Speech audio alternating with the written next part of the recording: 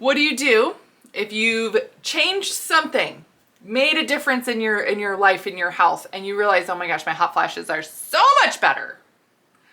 And then all of a sudden they come roaring back. Maybe they improved for a few months and they come back. Maybe they were improved for a few years and they come back. And you're like, what kind of game are we playing here? I thought I was past this. I thought they disappeared. I thought I was fine. What the heck, right? Yeah. We're going to talk about that today. I am Dr. Beth Westie, women's health and hormone expert. I'm author of the books, The Female Fat Solution and The Female Menopause Solution. These are on Amazon. You can pick them up there. I'm also host of the podcast, The Female Health Solution. You can subscribe to that as well as subscribe to my YouTube channel. That lets you stay updated on everything I have coming out. You can also follow me on social media because I do release other information there as well. So when we talk about hot flashes, there can be different reasons that you would have them. Most commonly, it's you're going through a change of life. You're having some type of hormonal shift and change. Now, here are some important things to realize and recognize with how your body processes hormones. There's two pathways, two ways, two journeys that these hormones take on the way out of the body. There's like a fat-soluble pathway and a water-soluble pathway. Things get broken down, fat-soluble, water-soluble. Okay, right? So what are the two main things that help break down? Let's start with the fat-soluble pathway because this is where a majority of the hormones get broken down through, right? Liver!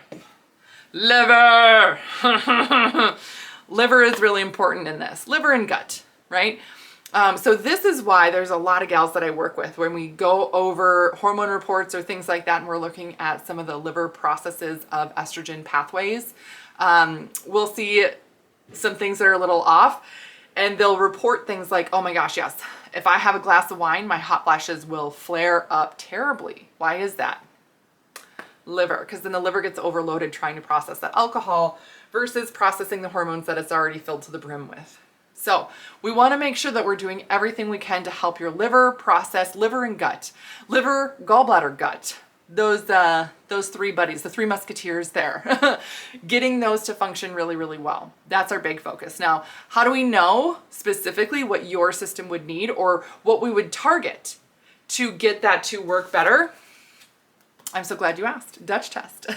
Dutch test is a fantastic way to let us know. Now, Dutch is a dried urine test for comprehensive hormones. It gets sent right to your house. You pee on the strips, you send it into the lab, we go over your results and then talk about recommendations and next steps from there.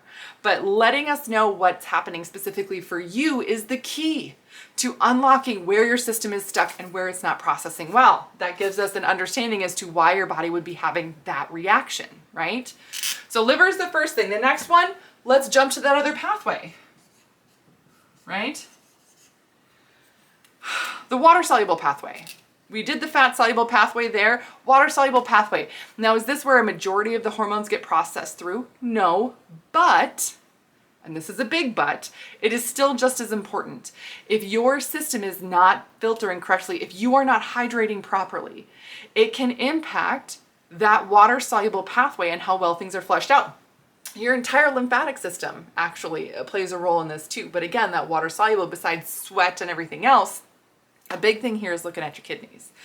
So if you feel like something has shifted or changed in your body or in your function, we want to look at these things. And do we see any of that on this test? We sure do. We sure do. One of the reasons I love Dutch. Now, the other thing here that we look at, besides these major things with a Dutch test, this gives us the biggest, insight right off the bat.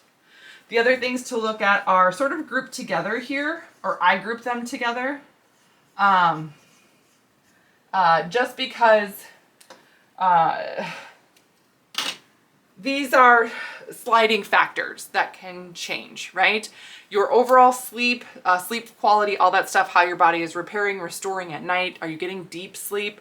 I just talked to somebody the other day. We went over her report and she was sleeping. She was getting enough hours of sleep, but when she was tracking her sleep on like a smartwatch, she was not getting any, like literally 10 minutes of deep sleep.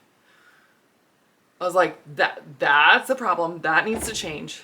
If you get more deep sleep, it will completely shift your body's ability to recuperate at night. And then the other thing, of course, is stress.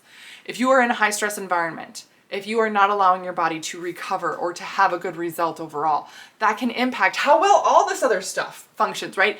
No one thing, just work on your stress and your hot flashes will go away. No, we look at all of these things because they all play a role and they are all important. If your liver is doing a really good job, if your kidneys are doing a really good job, if you're sleeping really well and you're like, yeah, it's helpful, but I don't know, I feel like something's missing still.